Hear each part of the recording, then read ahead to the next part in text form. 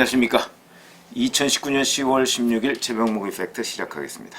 자, 조국 법무부 장관이 지난 14일 퇴임을 하면서 법무부 고위 간부들한테 이렇게 얘기했다고 합니다. 저보다 더 개혁적인 인물이, 그런 사람이 올 것, 후임으로 올 것, 뭐 이런 뜻이죠. 그 다음에 검찰개혁을 차질 없이 이행하기 위해서는 차기 장관 인사가 신속히 이루어질 것이다, 이렇게 얘기를 했다고 합니다.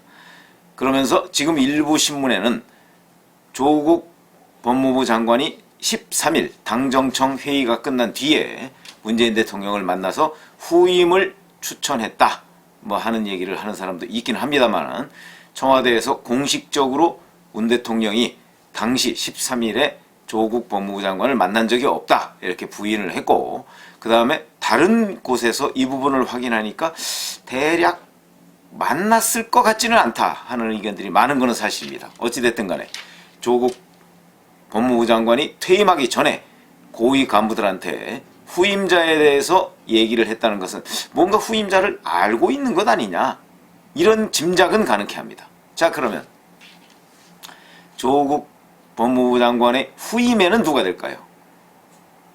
그러니까 조 전 장관이 얘기했다는 나보다 더 개혁적인 분, 과연 누구일까?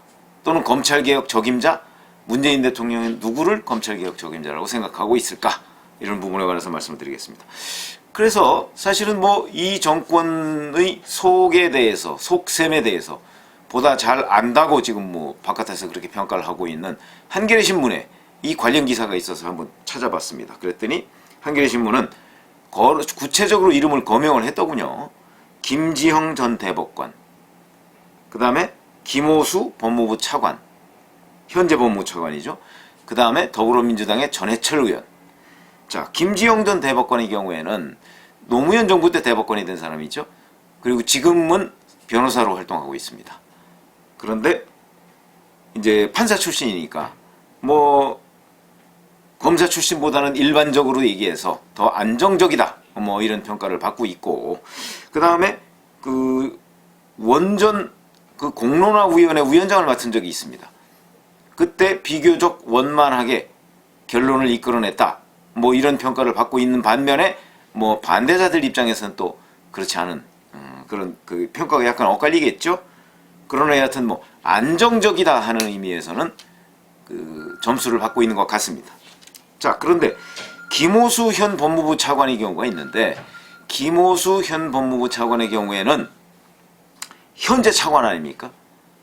그래서 법무부의 탈검찰화, 사실은 그것도 무슨 검찰개혁의 전범인 양 이런 식으로 문재인 정부가 포장을 해왔었기 때문에 거기에는 좀 맞지 않는 것 아니냐, 이런 비판이 있을 수 있고, 문재인 정부도 실제 그런 점을 고려할 가능성이 매우 높습니다. 그렇다면 일단은 배제하는 것이 맞지 않은가, 뭐 이런 얘기는 있습니다. 다만 오늘 오후에 김호수 법무부 차관을 문재인 대통령이 불러서, 그러니까 이성윤 검찰국장하고 둘을 불러서 면담을 한다고 하니까 그게 혹시 뭐 후임자하고 관련된 것 아니냐, 뭐 이런 추측도 있을 수 있는데, 그거보다는 뭐 검찰개혁 관련해서 뭐 이런저런 얘기를 하는 것이 아닌가 하는 관측이 더 유력합니다. 그 다음에 전해철 의원의 경우에는 뭐 잘 아시다시피 삼철, 양정철, 이호철, 전해철, 그 중에서 유일하게 현역 의원으로서 지금 금배지를 달고 있는 사람이죠. 그런데 무소속 박지원 의원은 계속해서 전해철 의원에 대해서 적임자다, 뭐 이렇게 주장을 하고 있습니다. 근데 전해철 의원 본인은 기자들하고 만나서 나는 출마를 할 것이다, 이런 식으로 지금 얘기를 해놓은 상태입니다. 그런데 그렇게 하고 나서도 박지원 의원은 계속해서 전해철 의원을 다시 한번 거론을 하고 있습니다. 문재인 대통령이 정말 전해철 의원을 차기 법무장관으로 내정을 할 것인지, 아마 그렇게 되면 일단 더 개혁적인지는 모르겠으나 조국이라는 사람보다는 더 실세가 법무장관으로 오는 건 아니냐, 이런 관측은 가능하죠. 삼철 중에 하나다, 뭐 이렇게 지금 평가를 받고 있는 사람이니까. 그런데 본인이 여튼 지금 현재는 안 하겠다고 했는데, 만약에 문재인 대통령이 여권의 수요에 의해서, 여권이 필요로 하기 때문에 전해철 당신이 맡아줘야 되겠다 라고 하면 거절하기는 힘들겠죠. 그렇긴 한데 여하튼 현재는 본인이 맞지 않겠다고 하고 있습니다. 그 다음에 현 정권의 어떤 깊이 있는 얘기들을 또 많이 안다고 하는 두 개의 신문 중 하나인 경향신문.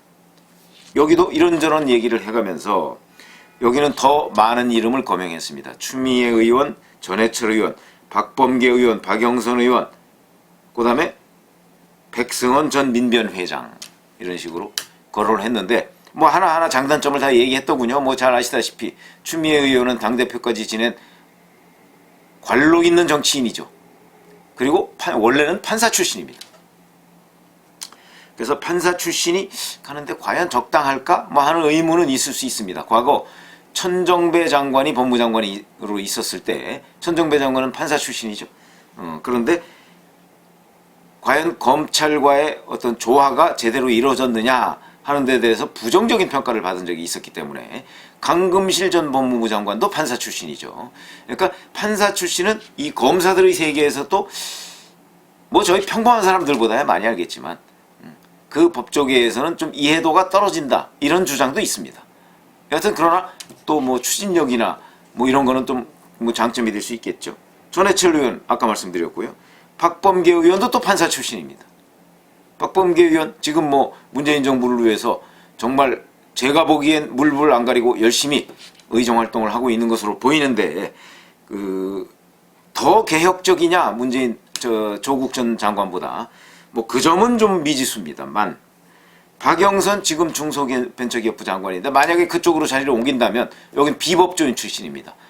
그리고 법사위원회를 했고 법사위원장까지 했었죠. 뭐 그런 점에서 법조에 관해서 뭐 그렇게 문외한이다 얘기를 할 수는 없겠지만 비법조인이 가지고 있는 한계 그것도 좀 분명히 있을 것으로 보입니다. 그 다음에 백승원 전 민변 회장의 경우에는 자 이제 민변이라는 것이 일반 변협이나 뭐 이런 한 데하고는 달리 아마 개혁적이라고 하는 관점에서 본다고 하면 뭐 민변 지금 현재 법조인 중에서는 따라가기가 어렵겠죠.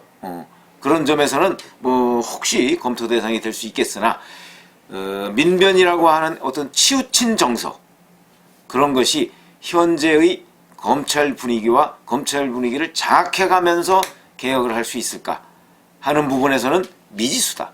뭐 저는 제 개인적으로 그렇게 평가합니다만 그런데 제가 이제 지금부터 하고 싶은 얘기는 바로 이겁니다. 자, 조국 전 장관보다 더 개혁적인 사람. 개혁적이라는 개념 자체가 사실 모호합니다. 이 사람이 뭐냐, 저 사람이 뭐느냐에 따라서 개혁이냐, 반개혁이냐, 또는 뭐 안정적이냐, 뭐 이런 것들이 다 달라질 수가 있습니다. 그리고 조국 전 법무장관이 가지고 있던 추진력, 그 추진력은 조국이라는 개인이 가지고 있는 추진력이 저는 아니라고 봅니다. 왜 그러냐면 지금 현재 우리나라의 역대 장관 중에서 조국처럼 여권 전체가 어떤 국민적인 저항에도 불구하고 밀어붙여서 관철시키려고 또 그 부분에 관한 국민적 저항을 뒤집어 보려고 노력했던 적이 있습니까? 제가 정치부 기자 오래 했지만 그런 적 없습니다. 그렇기 때문에 제가 지금 말씀드리려고 하는 무슨 얘기냐면 조국이라는 사람이 힘을 쓰게 된 것은 문재인 대통령이 어마어마한 그러니까 상식과 순리를 벗어나면서까지 힘을 몰아줬기 때문에 힘을 쓰는 것이지 만약에 문재인 대통령이 어느 날 갑자기 그 밀어주는 추진력을 걷어들이면 바로 힘이 빠지는 것. 그러니까 무슨 얘기냐면 그거는 허상이었다는 얘기죠. 그렇기 때문에 뭐 더 개혁적이다 덜 개혁적이다 하는 것이 별 의미가 없습니다.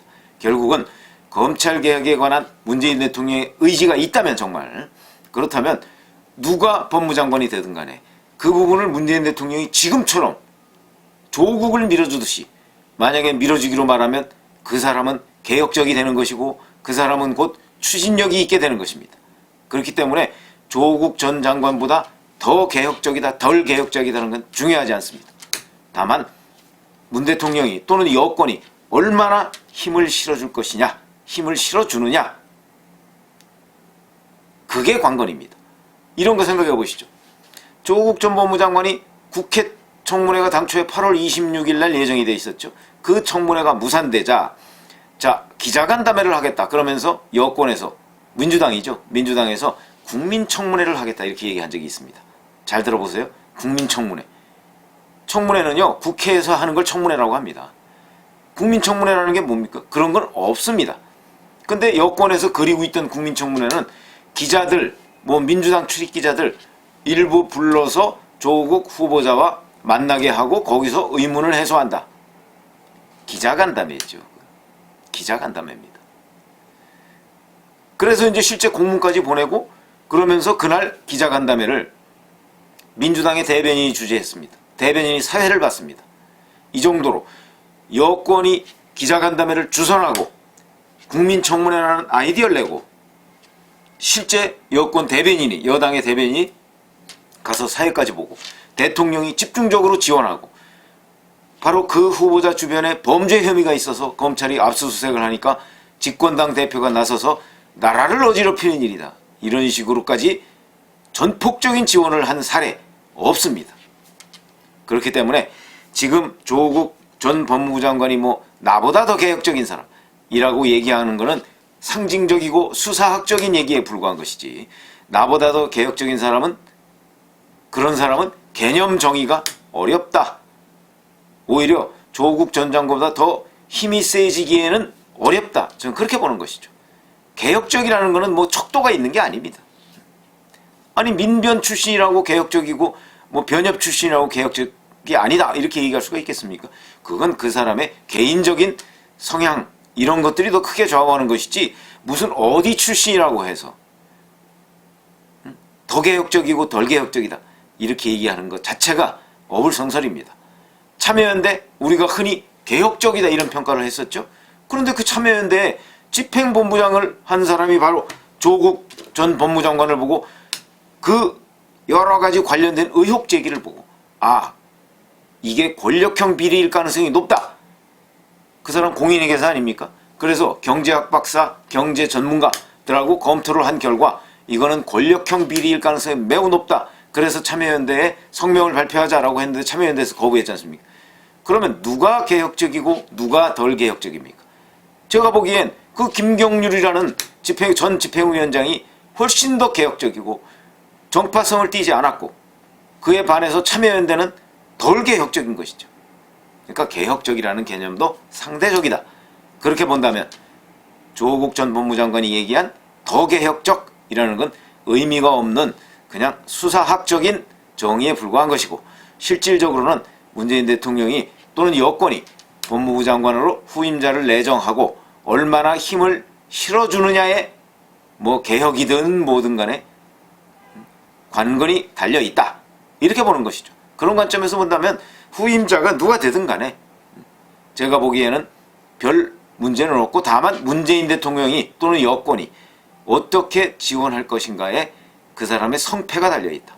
다만 여권에서 얘기하는 개혁적인 인물 그것은 아마도 한국당이나 야당으로부터 또 거센 반발을 불러올 가능성이 높기 때문에 그 점도 함께 고려하지 않을까 뭐 이런 생각이 듭니다. 감사합니다.